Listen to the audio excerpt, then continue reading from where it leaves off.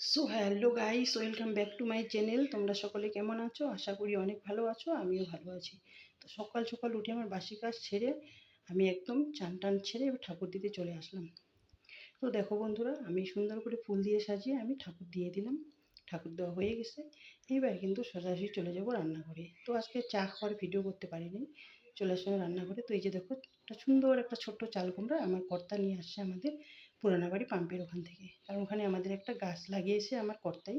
তো দেখো, একটা চাল কুমড়া হয়েছে ছোটোটা নিয়ে আসছে, আর একটু নিয়ে আসছে চাল কুমড়োর পাতা। তো দেখো, পাতাগুলো কিন্তু খুব সুন্দর। তো দেখি আজকে কোনটা করি। আর কিন্তু আমাদের বাড়িতেই আসে কালো কচু। তো আমি কালো কচুটা কেটে নিলাম। আর নিয়ে আসে চিংড়ি। চিংড়ি মাছটা বিশেষ কারণে নিয়ে আসা হয়েছে কালো কচু দিয়ে খাওয়ার জন্য। আর দেখো কে আনছে, গুঁড়া মাছ। গুঁড়া মাছটা আমি খুবই পছন্দ করি, সেজন্য আমার বর যখনই গুঁড়া মাছটা পায় তখনই নিয়ে আসে। কারণ গুঁড়া মাছ আমার খুবই ফেভারিট। দেখো গুঁড়া মাছগুলো কি সুন্দর, একদম ছোট ছোট তাজা তাজা, খুবই ভালো। যেহেতু আমার পছন্দের তো আনতেই হবে। তো চলো এবার রান্না।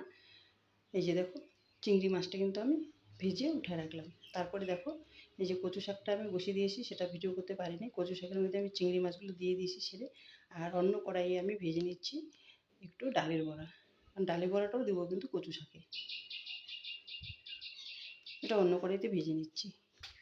আর ভেজে নিচ্ছে হচ্ছে ছোটো মাছগুলো।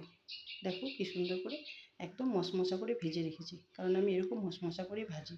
তো আমার এদিকে মাছ ভাজাও হয়ে গেলো। আর অন্য পাশে কিন্তু দেখো, এই যে কচু শাকটা প্রায় হয়ে গেছে, আমি ডালের বড়াগুলো দিয়ে দিয়েছি ছেড়ে। তো দেখো, চিংড়ি মাছ, ডালের বড়া দিয়ে কচু শাক, এটা আর একটু শুকনো শুকনো হবে, তারপর আমি নামিয়ে ফেলবো। তো দেখো বন্ধুরা, আমার কচু শাকটা হয়ে গেল। কি সুন্দর হয়েছে দেখতে, কালারটা খুবই সুন্দর হয়েছে। দেখি তো আমার খেতে ইচ্ছে করছে, তোমাদেরও কি তাই? কেমন হয়েছে তোমরা অবশ্যই বলবে। তারপরে দেখো, আজকে ছোটো মাছগুলো কিন্তু কিছু করবো না, এটা শুধু আমি কাঁচা লঙ্কা পেঁয়াজ দিয়ে ভাজা করে রাখলাম। আর করে নিলাম আলু দিয়ে ডিমের ঝোল আমার ছেলের জন্য। তোমরা তো সকলেই জানো আমার ছেলে মাছ খায় না, ওর জন্য আমাকে ডিমের ঝোল রোজই করতে হয়। তো সবার খাওয়া দাওয়া প্রায় হয়ে গেলো। এবার আমি আমার জন্য বেড়ে নিলাম। তো দেখো তোমরা, আমি নিয়েছি যে চিংড়ি মাছ, ডালের বড়া দিয়ে কচু শাক নিয়েছি, ছোটো ছোটো গুঁড়া মাছের ভাজা নিয়েছি, একটু ডিম, আর নিয়েছি চাল কুমড়া পাতা, লবণ লঙ্কা সাথে। তো চলো, খুব জোর খিদে পেয়েছে, মোটামুটি 12:30 বেজে গেছে, 12:30 পৌনে একটা বাজে। তো এবার আমি খাওয়া দাওয়া করবো।